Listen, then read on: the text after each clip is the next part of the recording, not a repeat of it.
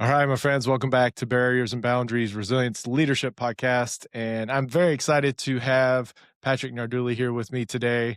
We go way back to our time served in the Navy, deployed together to Indonesia on the hospital ship. And man, that was 20 years ago. I can't believe it's been 20 years.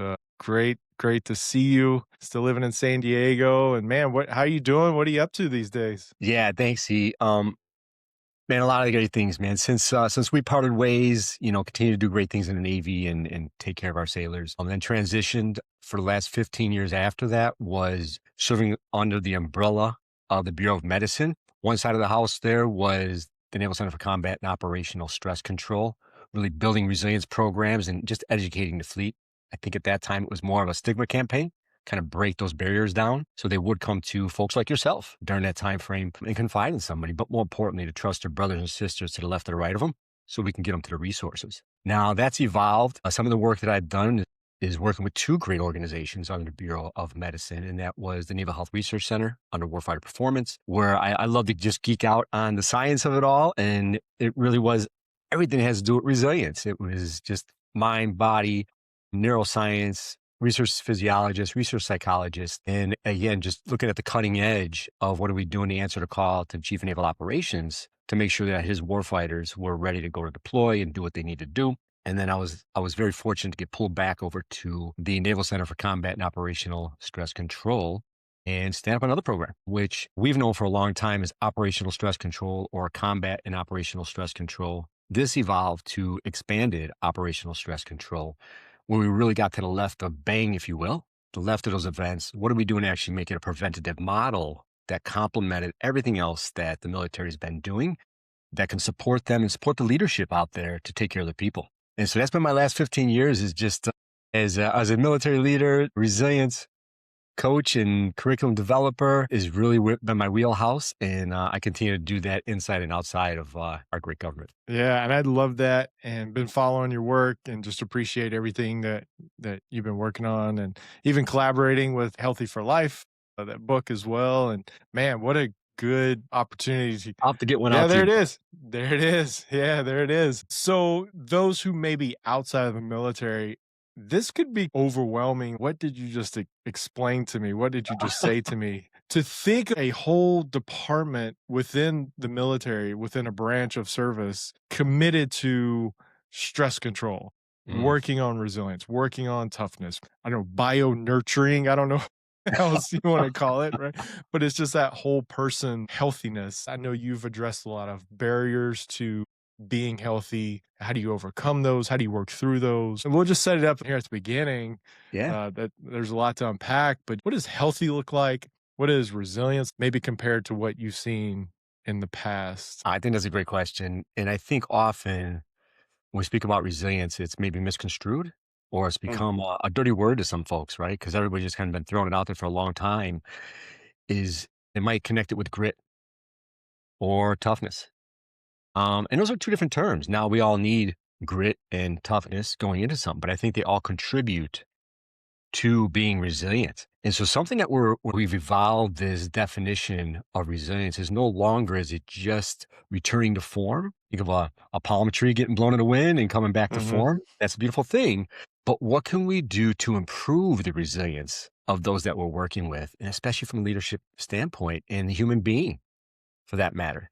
And so the new definition that I really like to bring forward is capacity to either withstand, adapt, and grow in the midst of any kind of challenge or stress. Mm, I like that. Adapting. How do we teach people how to adapt? We often do that. I think as leaders, we think we come in and we just give them a skill set. And resilience is now a skill. I believe that. But we have to start and go back to self-care and building your own personal capacity. So the analogy I like to make is what is your inner battery? And what are you doing to renew that inner battery on a daily basis? And so when we look at the word capacity, just looking at exactly that, is that we have this container or this inner battery that either depletes or contributes to on a daily basis to renew that battery. And when we don't take the time to do that, it's really hard to adapt in the midst of any kind of challenge or stress. So maybe starting with how do you learn what your capacity is. The thought there is like, you can't adapt if you don't know your own capacity to Yeah. Well, handle just stress or too easy, right? Too easy is if anybody has not gone and researched emotional intelligence, just get more intelligent about our emotions, and it all starts with awareness. So when we can have that own awareness of, and there's a broad way to look at this on the way we think, the way we speak, our beliefs about something, how that impacts our emotions, how that shows up in our physiology, and then in turn how that impacts our behaviors. Now you can reverse engineer it. And so, as well, really back to your question, is how do we teach that so they can be more adaptable? It is using the different tools and techniques, and we can run through some of those during this conversation. But what is to give our folks a little more space to recognize how their thoughts are impacting the way they speak and the way they behave. that just ties into a great leader aspect of communicating well. There's like an internal and external aspect of emotional intelligence as well, right? Where your ability to understand what's going on inside of yourself, but also the ability to read the room. A friend of mine, we had a conversation about that recently where it was understanding that person might have been scrambling into the office late because their kid spilt milk on the way out the door. And so now they're frustrated coming into this Life. meeting first thing. I like to ask the question of if you're a new leader, but I'll put this on you since I know you wore anchors, chief. Yeah, Great. right. And yeah, Exactly. you going Represent, man. right, going through, let's say you're going through a season, you're onboarding some new chief petty officers. These are the types of conversations that is very critical for them to shift from you focus so long for just doing your job and managing the occupational standards, the work, the tasks that had to be done. What's going to stand out for you? What do you think is going to lead that conversation for you? EB, here's the beauty of being in an organization that you pick up skills, experience, maybe grit and toughness, but learn how to be more resilient along the way, especially if you have good leadership. And so I look at anything as a spectrum in life is, as someone who's a junior enlisted coming on board, their only responsibility is to make sure they show up on time and they look sharp, right? Take care of your body so you can step into that next role and responsibility that you have to be able to endure the stresses that come with that. Your question, even though we're talking about chiefs, brother, I've been raising officers for a long time. And so, and there's truth to this because they're coming up just as well as new leaders and they're expected to be leaders as soon as they step in. So as they step in and introduce themselves, I bring them under my wing. That's my job, is to set them up for success. And so we have these beautiful conversations.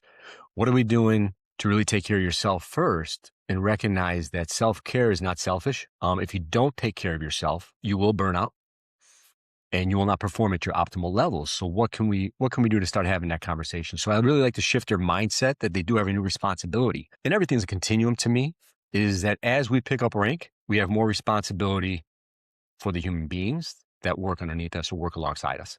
And so it really brings back, I think, the essence of what you had referenced earlier on here is that we forget that this is a people program, right? Anybody who has a business, the human being at the end of that is what really matters. Even with AI and everything else, and they're going to be taking a lot of jobs, is what do we do to really invest in our people to make sure that we can continue to have an incredible performing program or organization or institution that'll impact anybody from, and if it's production, to the executive level. How do we break down the difference between teaching them how to be resilient versus gumption or grit or Right. yeah, I wish we could bring back gumption. That's such a good word, right? but like grit and being tough. And just for those who listen who've maybe never thought about the difference between being tough versus being resilient, can we break that down for them real quick? Yeah. Yeah, for sure. Or slowly. I don't mind. No, no problem. When we think about resilience, I want you to think about your own portfolio, right? We talked about the battery, if you will, that inner battery. And so for me, while the different organizations may keep it 4, I really keep 5. And that's mind, body, spirit, social, and then emotional. Because we know emotions drive our physiology. And so even in my own home, believe it or not, I got to print it out downstairs and my ladies know, let's check in. What'd you do today? And when I'm checking with a brother, it's usually the conversation is, hey, let's just do our check-in. What have you been doing for your body lately? What have you been doing for your mind lately? What have you been doing for your spirit lately?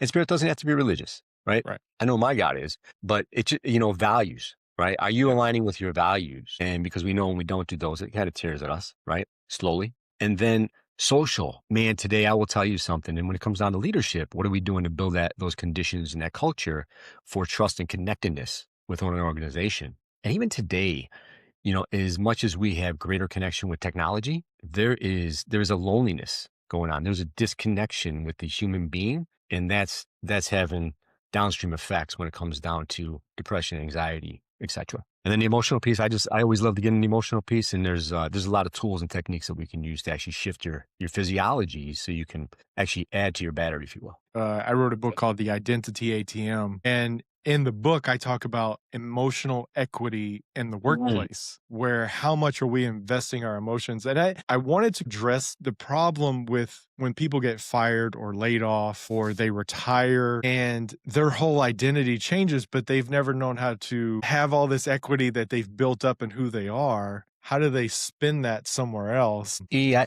think what you're talking about here is transitions. We have so many of our brothers and sisters, and I work with a lot of first responders up and down the coast, is they too, they lose their identity, lose that purpose. And so what you'll see is a quick downgrade of their health and their wellness, mentally and physically, unless they have something stronger in their life, right? And that's where the Mhm. spirituality comes in, or just aligning with their values, whatever those may be that are protective Purpose, vision, values, beliefs. Yeah, beliefs. absolutely. I think at the end of the day, it's like, how do we develop leaders to think this way? Mm. And that seems like to be the crux of your work right there is how do you help leaders think? So, just to clarify, do we want to discuss leaders within the organization and how they help others transition out? So our military does that for us. Or is this really about, after they've separated from whatever that may be, whether it is a loss of a job, loss of my anchors, right? Having to rediscover who I'm going to be in the world and add some value and make an impact in the world. I believe we're all leaders. So that's from day one. And I think you've experienced this, is it doesn't, if you have a good leader, they're not talking to you by your rank, right? It's talking to you as a human being and already developing that responsibility in you to be a leader. And because you have a responsibility at any given time, especially the humanitarian work that you and I did, at any given point, you may be without somebody who's senior to you, or because of your role, you have a responsibility to be a self leader. And that means making good decisions, good choices on your own. And that comes back to having good EQ, and having the right information that you can move the best information that you have to make those decisions at that moment. And then it may just be you stepping up when someone else is at low capacity and may be melting down or having a reaction, especially a stress reaction. How do you help co-regulate them with your words, with your actions, just hold space and then support them along the way that they got a place of trust and connectedness to you so you can get them to whatever the next transition is, whether it's in a moment, 5 minutes later, or actually transitioning maybe their job or position. We've gone through a lot of those moments where we've learned great leadership by seeing bad leadership. How much of the focus are we putting forth towards let's get ahead of bad leadership by teaching what healthy leadership looks like? Brother, if I had a magic wand, right? Or Right. if, because for me, I do want to make an impact globally. And that is a lot of my work that I'm doing on the outside here is what do we do to empower or to teach or to hopefully bring some consciousness to leadership and being better leaders, and that we know that they have influence. And that really comes back to the EQ. If you could just teach them, literally, if you could have a course on EQ for them, which there's many out there, teach them about their own personal awareness because they're probably having a low capacity because they've been drained. They're pressing the gas for a long time. That's why they're in leadership position. Have some self-regulation in a way they think, they speak, behave, and model what it is to be not just a good leader, but someone who cares for himself and shows care for those that they work for. Again, building that trust and connectedness with every one of your staff. And then the other piece of that is motivation, right? So what are we doing on a daily basis to motivate the people that we're working with and understanding what drives the human because we're all different. And then at the back end, it's really the crux of this is how do we influence? And we know that leadership influences anybody they work with, whether it's coming because of its authority or because it's true authentic influence because they look up to that leader, respect them and appreciate them and do not want to let them down. But they're also modeling and giving them permission to do the things that they need to do to fail, to take care of themselves when they need to take care of themselves and their families, and then be able to lead as an individual. Doesn't matter where they're at in the pecking order, but that they empower them to lead in those moments and learn and grow through those moments and be okay with failing and growing through those moments. And so there's always a coaching opportunity. I just look at anything as an opportunity in life. Great Yeah. coaching opportunity or mentoring opportunity for any leader that's out there, any good leader that wants to create leaders or better leaders. Do you see, going back to the tree that's blowing in the wind, do you see more allowance of opportunities to be resilient? How do we help leaders discern how much swaying can someone have when they're maybe failing or falling over and they need to be Sure. picked back up, helping It's a leaders? loaded question, right? Depending on the community that you're serving in. But as you know, even something that's so regimented in hierarchy, and the expectation is that any one of us that are wearing the uniform are expected to perform under stress at a certain level, that you can apply everything that we're talking about here. And that is, first and foremost, put the human first. We're always, and we've heard this, right? Mission first, sailors always. So just let's switch that up. Mission first, humans always. The people that make up this, because I want to be successful without those that surround me. What does it mean to be healthy? Yeah, AB, we can have a podcast about that. Healthy for me is a healthy individual is a resilience individual. And so Mm, I'm always going to go back to the 5 domains that I spoke about, is that you're healthy in each one of those different areas. So mind is mental, right? What are we doing mentally to get stronger, tougher, more resilient, more fit in our minds? mhm. And that's a top-down approach to make sure you can do that. And there's many things that we can do for that. And then physically, man, I'm really moving out a different place. As our young, fire breathers back in the day, it was, it was about swallowing gunpowder and just freaking running, rucking for 10 miles. But I'm really on a mindset now of longevity, but more of health span versus lifespan. And maybe you've heard that term. If you haven't, go down that path with Peter Attia Mm. and see what are we doing to make sure the last 10 years of my life that I'm still crushing it? And how do I want to spend those next 10 years without disease? It's not just, so health isn't just without disease. It's that you're thriving in the midst of everything that you're going through. And then from a spiritual piece, again, it's alignment with your values on a daily basis, and just being mindful of that, right? And making sure you're doing those things. If you say family is important, well then, and they're at a distance like mine are, that I call them, that I DM them. I send them a message. I let them know I care. I write them a card. And then the emotional piece, that's really a lot of the work that I do, is what are we doing? And this says in a lot of this is, what do I do to get your nervous system regulated? How do I reprogram myself on a daily basis at the cell level that is going to optimize my performance? That's going to impact the way I think, speak, and behave. Any goals or visions that you'd like to see in your work come to fruition? Yeah, thanks, man. Thanks for allowing me to plug that in there. It's for me, it's always been about growth. My greatest vision right now is launching an army, if you will, of like-minded human beings, coaches, subject matter experts that will impact literally the human race globally. It really is that grand. Now I'm really focusing on those leaders, and whether it's leader by title or leader who's self-proclaimed leader, that they want to make a difference within the community or make a change and be the impact that they want to see in the world.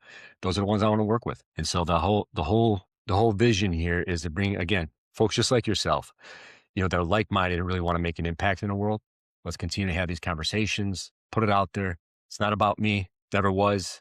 It's about all the human beings in the world that just, man, they can just endure with resilience in any community, in any stage of their life. I love it. And you've been doing a lot of work on social media videos. I see the question, where can we follow? Where can we connect? And Yeah, just look me up. I'm working on a couple of things. I'm working on another book as well, my friend. Working on a couple podcasts. One is Left of Bang, just getting to the left of things with a dear friend of mine. Another one is the one for the book with the lead author. She's just brilliant, Ilana Zablowski Amir.